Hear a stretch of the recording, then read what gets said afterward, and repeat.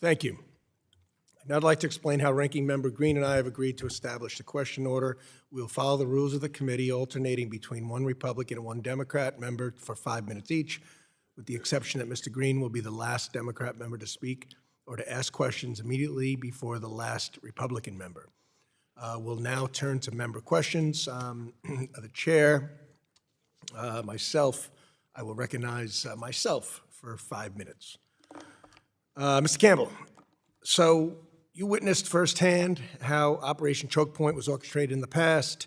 Can you give us some details, walk us through the specific directives or tactics regulators used back then, which pressured banks into severing ties with legally operating businesses, and how those tactics are sadly been recognized in the more recent past related to crypto?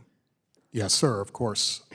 So I would say when you're in a risk officer position at a bank, as I've been in the past, and you're communicating with regulators, you are getting fundamentally several layers of guidance from them. One is whatever the written findings are that they eventually come to at the conclusion of an examination or something of that sort. But through the course of that and prior to the written findings is a lot of verbal guidance. So when you were attempting to engage in certain types of crypto activities, the kinds of statements you would get, which you will see banking regulators making to this day in public. In fact, Jerome Powell, chairman of the Federal Reserve, said similar things recently, is while you are not legally prohibited from doing these things, we find them to be extremely risky. And there's no particularized analysis of why they are risky, right? If you were to say, well, you've told me giving a deposit account to a crypto company is risky because maybe these deposits will flee quickly, and you say something like, okay, I hear you. I will segment those deposits and back them only with T-bills, the safest, most liquid asset known to man in the world, essentially unlevered, no long-dated lending. And they say, well, we have reputational concerns about you banking crypto clients. We're still not sure. Maybe we'll answer you on that. Maybe we don't, but we still find it risky. You understand that to mean no. Right? I'm a parent, I have 2 kids. They understand when they ask me if they want to do something or not, and I say, well, you can do what you want, but I wouldn't if I were you, that they know that really means no. One thing they do is this.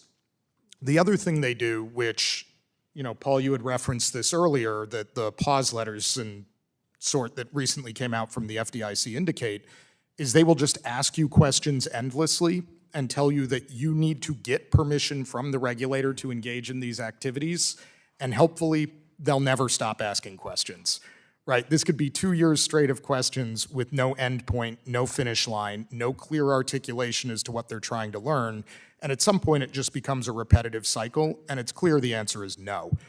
The final point is, as I said with the regulatory guidance, they will start punishing you in other ways.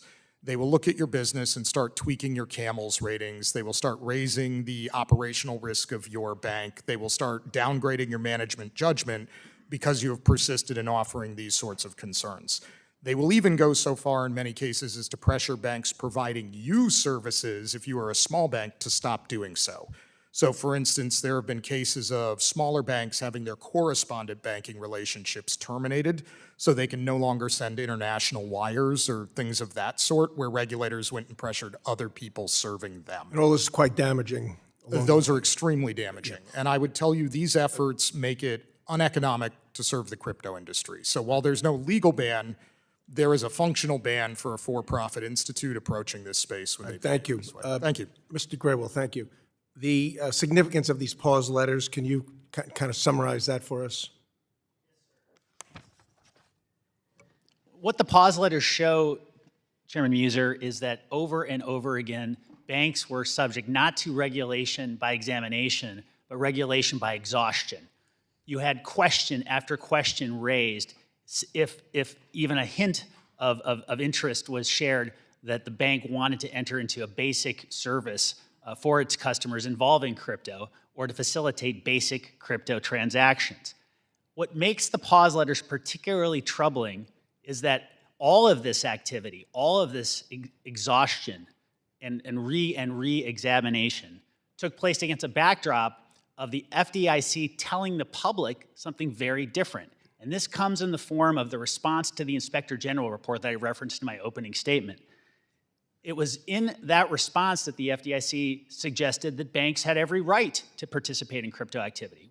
We know that was false, and we know that they had no intention of ever permitting that activity to take place. It's that practice of saying one thing in public and doing something very different in private that I think is particularly concerning, and something that this committee ought to pay attention to. Thank you. Mr. Teal, in spite of the actions taken by the FDIC, which were egregious and somewhat astonishing, the damage caused, are there solutions? And are those solutions quite attainable? My time has expired, so I'd like to hear that answer throughout the course of this testimony. Thank you.